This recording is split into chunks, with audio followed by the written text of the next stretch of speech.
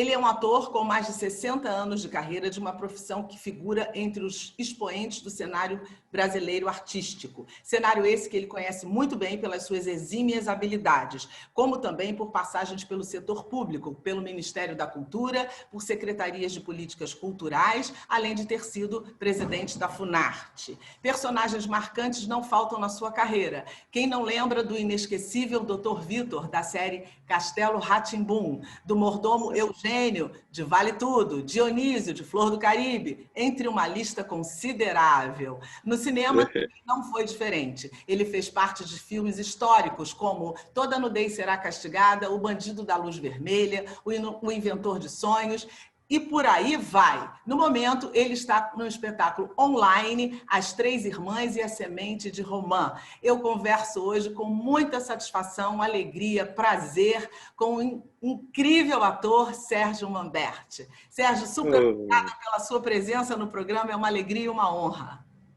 Obrigado, Rogéria, também pelo convite. Queria cumprimentar você, todos que estão aqui na nossa sala, nos ouvindo nessa entrevista, e para falar desse trabalho online, nesse ambiente novo que a gente está começando a explorar, um ambiente que está se abrindo com muitas perspectivas.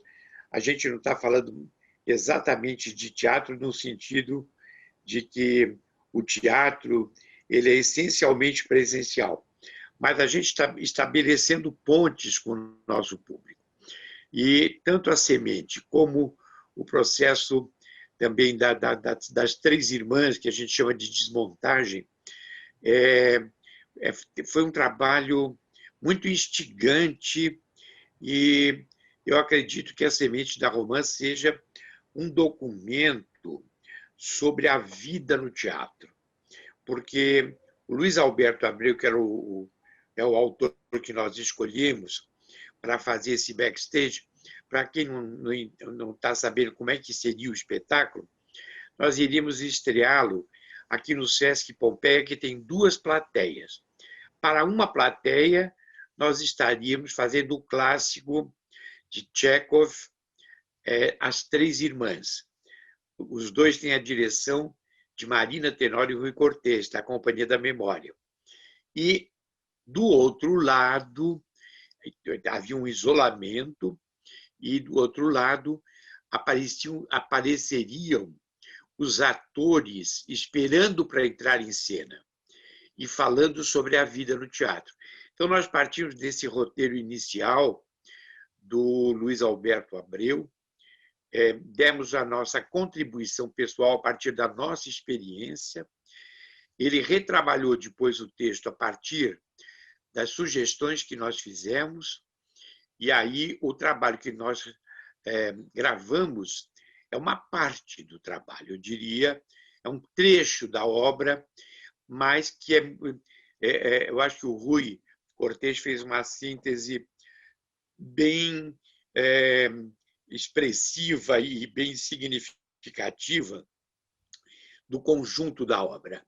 Então, temos eu e Valderez, que somos atores mais experientes, eu faço Guilherme, ela faz Ariela, mais dois atores jovens, Eduardo Estrela e João Vasconcelos, e Ondina Claes e Lavina Panuzzo, que são duas jovens atrizes exponenciais também. E foi um trabalho todo realizado em casa. Nós criamos um arranjo cenográfico aqui da Vera Hamburger, com iluminação da Ana Kuttner. Nós demos uma unidade para esse trabalho, fizemos um fundo neutro, e a gente conseguiu transmitir um pouco desse mistério da coxia, né? Dessa coisa misteriosa que acontece no lusco-fusco da coxia, falando sobre a nossa vida pessoal e a vida no teatro, enquanto esperamos para entrar em cena. O espetáculo fala um pouco, como você acabou de colocar, da questão do velho ator, do ator que já é um ator experiente, tem muitos anos de carreira, e você, no caso, é um ator experiente. E eu queria saber de você, isso te preocupa em relação ao que muita gente diz, não tem mais tanto trabalho, não valorizam tanto os atores mais experientes? Isso te preocupa? os papéis mais de personagens mais idosos são menores e mais raros, né? Mas eu não tenho parado de trabalhar. Olha, o ano passado eu fiz 2 espetáculos viajando pelo Brasil, que eu completei meus 80 anos. Eu viajei com o panorama visto da Ponte do Miller, ao lado do Rodrigo Lombardi. Eu estava com um espetáculo há 5 anos em cartaz, que era o Sr. Green. Nós viajamos o Brasil todo, de norte a sul. Fui para Moscou com esse espetáculo, com o Sr. Green e o Ricardo Gelli, que é um grande ator também, um jovem ator.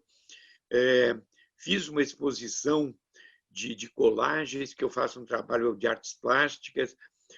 Participei de muitas lives discutindo a questão, participei da construção da Lei Aldir Blanc, ou seja, eu participei agora do processo eleitoral, de uma certa maneira, dialogando com os candidatos para que reservassem para a cultura o seu papel estratégico, caso fossem eleitos, entendeu? Então, eu não parei. Então, certamente, claro que tem uma perspectiva. Por exemplo, o ano que vem, eu estou retomando o Dr. Vitor, mas num espaço virtual. Vai chamar Tempos do Dr. Vitor, é uma parceria com a TV Cultura.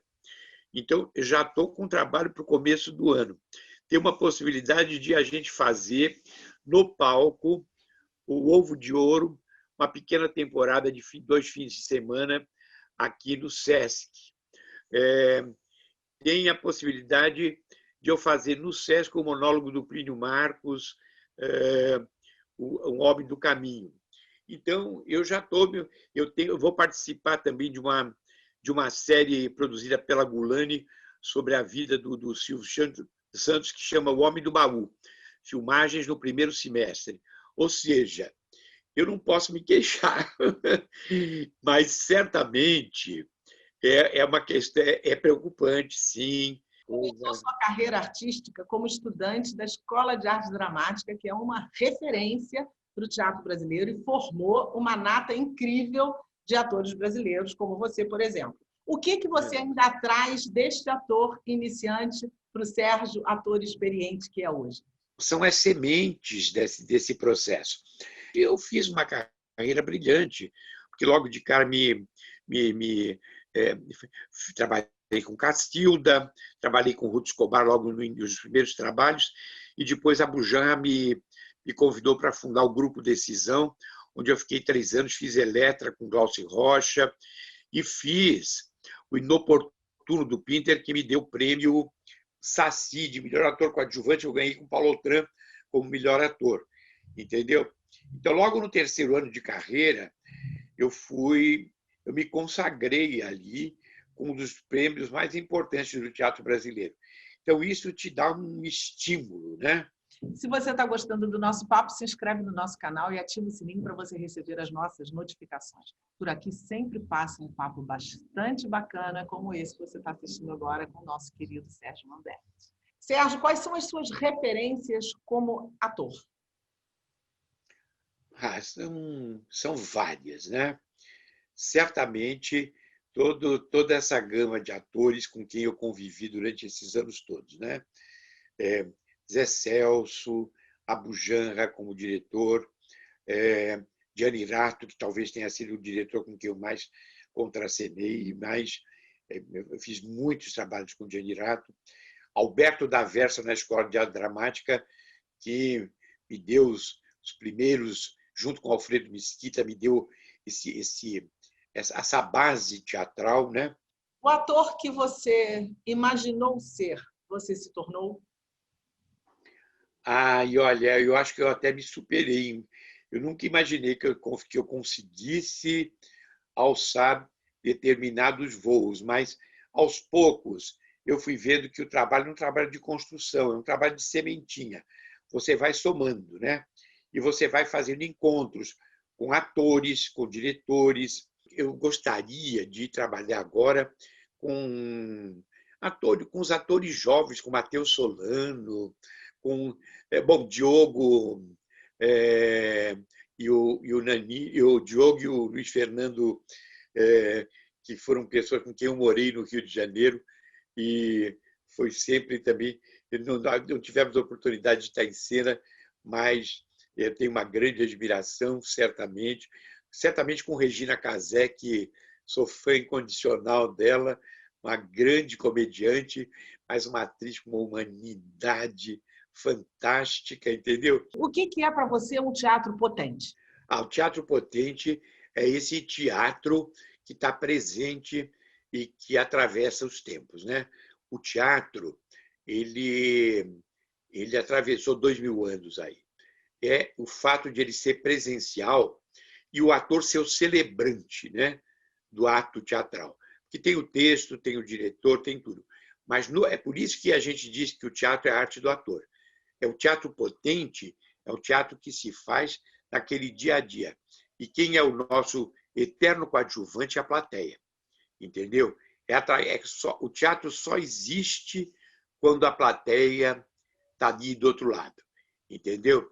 E aí é fundamental. O teatro potente é o teatro que estabelece essa relação visceral entre você e o público e, de preferência, com temas que abordem, vamos dizer, questões cruciais e momentos que a gente está vivendo. Entendeu? Porque a experiência que o público tem quando vê uma peça de teatro é inesquecível. Aquilo é muito marcante. Você pode ver um filme, você pode ver uma novela e tudo, mas o teatro, ele marca. O teatro potente é esse teatro que deixa essa marca indelével e que você fala assim, não, hoje, depois desse espetáculo, eu sou outra pessoa, entendeu? Ele transforma. Nós chegamos agora no nosso momento literário. Eu vou indicar um livro e você vai indicar outro. Nós estamos na semana e no mês de Clarice Lispector. Então, eu vou indicar Clarice Lispector, Todas as Cartas. É um volume enorme, mas que merece ser apreciado. São cartas dela para amigos, familiares, pessoas próximas dela. É um livro riquíssimo, maravilhoso, eu recomendo muitíssimo. Todas as cartas Clarice Lispector. É uma coletânea incrível. Nós estamos celebrando o mês de Clarice, então essa é a minha indicação. Qual é a sua indicação, Sérgio? Eu estou lendo aqui, me aprofundando nas biografias e nos poemas e na obra dramática do Garcia Lorca, porque eu quero fazer um espetáculo baseado no... Então, eu recomendo que as pessoas leiam a obra dramática do Garcia Lorca, um grande homem de teatro, um grande poeta e sempre uma inspiração. Foi muito inspirador na minha juventude e agora eu revisitando, eu vejo a atualidade e a grandeza desse grande poeta que é um clássico mundial. E certamente me junto a você nessas homenagens a Clarice, que sempre foi também uma referência para a minha geração, né? Falzarap que o diga. Ótima indicação a sua. Lorca é bárbaro. Caminhando agora para o final do programa, uma boa lembrança. Sempre eu diria que a boa lembrança é fundamentalmente o momento da escolha. Mas os momentos que eu vivi com Fernanda Montenegro no palco, com artistas como Yara Amaral, Dina Esfati, Regina Duarte, tantos atores que eu comentei aqui, são lembranças inesquecíveis. Paulo Altran, entendeu? São lembranças inesquecíveis. Seu lado B qual é?